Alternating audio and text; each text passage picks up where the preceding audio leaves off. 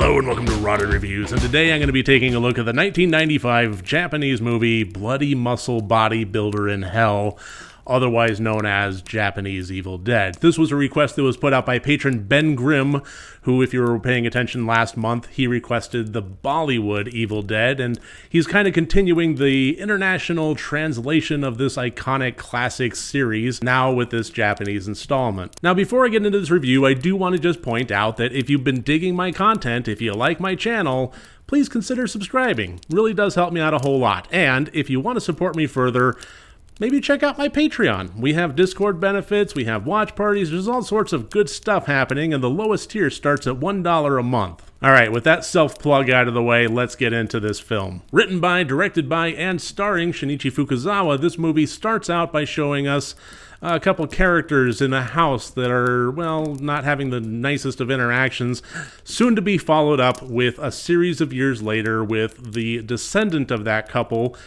now a bodybuilder and trying to live his best life, basically being approached by a friend of his who's a reporter that's studying paranormal stuff, along with a psychic, to go to that house that he owns but is kind of decrepit. He doesn't live there. He was actually thinking about turning it into his bodybuilding gym so that they can check it out and find out what these spirits are, get proof of the afterlife, all the generic let's go visit a haunted house kind of thing. And of course they get more than what they bargained for, with blood, guts, gore, possessions, all sorts of fun stuff, Evil Dead style. So this was a fun one for me. Now, last month when I did review the Bollywood Evil Dead remake, it just didn't land for me. The effects were really cheesy. Nothing about it really kind of worked on a character level.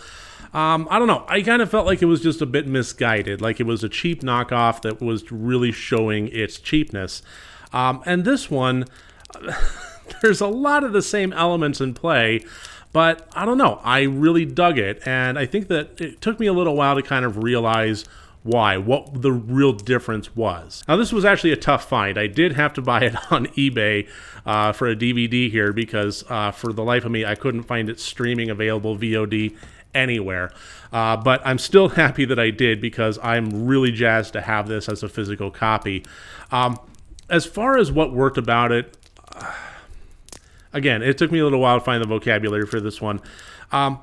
As far as the Bollywood Evil Dead goes, I really just got the feeling that they were kind of capitalizing on the franchise and trying to churn out their own low-budget remake of it that felt a little bit soulless. Whereas this deviates from the main Evil Dead story quite a bit. It kind of is its own thing, and I think in that is some of the glory of it. This was really grainy film stock. It felt like 16mm, and the effects were definitely cheesy, but they went at them hard. So the fact that the storyline really did kind of deviate into its own thing, but kept the spirit of Evil Dead alive. It had so much blood, gore, really, really cheesy effects, reliance on a lot of stop motion, things like that, but an insane amount of creativity.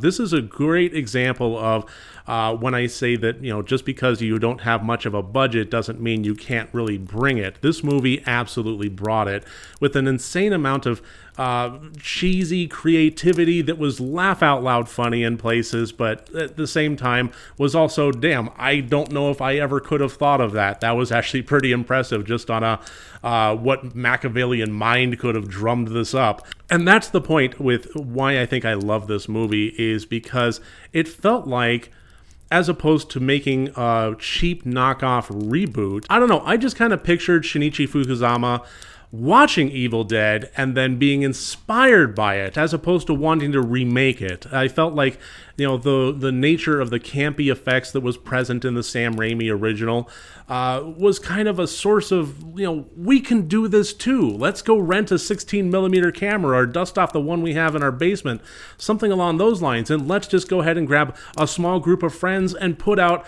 the best thing that we can for as little money as we have, and really bring the blood, gore, and creativity. And in that, I think that it achieved its goal wildly. And there's nothing better to me than a group of ragtag filmmakers going out there and just having a bloody good time with friends, putting something to celluloid. To me, that's one of the most pure essences of horror filmmaking, and if somebody actually does get inspired by a iconic film franchise and says, maybe we can do that too, and then goes and tries it, success or failure in their actual execution, I'm still going to very much applaud that spirit. So the fact that it was well made in spirit, and I applaud it for that, but also in execution, I mean, cheesiness factor aside, this really was low budget. If you're going to be buying this and expecting a gore fest along the lines of the new Evil Dead, you're going to be sorely disappointed. That said, some of the imagery in this one is just absolutely iconic. Nothing quite like I've ever seen brought to screen before. If I had one major complaint about this movie, it's that it took way too long to really kick off.